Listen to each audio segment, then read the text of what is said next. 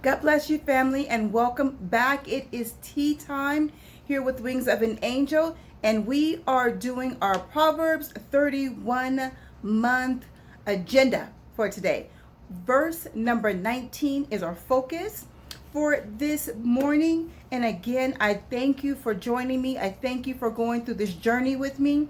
But we are going to break this thing down. Proverbs 31, what characteristics, what values that this phenomenal woman has, and then be able to look at ourselves in the mirror and say, hey, I got a couple of those characteristics in my corner. Let's work this thing out. So Proverbs 31 verse 19 is our focus today. It says, she layeth her hands to the spindle, and her hands hold the distaff. That's the King James. The Amplified just changes it a little bit to say she lays her hands to the spindle.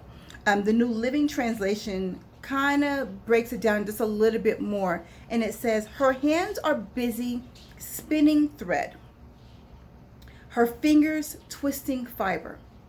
What that means is her hands are busy. She is busy being about, first, the Lord's business, and then two, what's important to her and her family. She's not lazy. She is a working woman. She's about that finances. She's about that money. She's about that prosperity. That is what verse 19 is. 17 through 19 pretty much mirror each other about different characteristics, but they're basically saying she's a hard worker, she's diligent, and she's focused. She's able to manage her money wisely, focusing on God, focusing on her family, focusing on what she can do to make things prosperous, what is going to bring peace and joy to herself, to her family, and edify God all at the same time.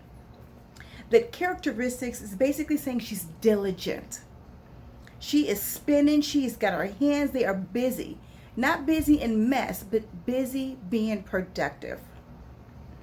She's a good businesswoman. Not hard-hearted. She's careful in handling her money and applying her knowledge to her work. Now, what is her work?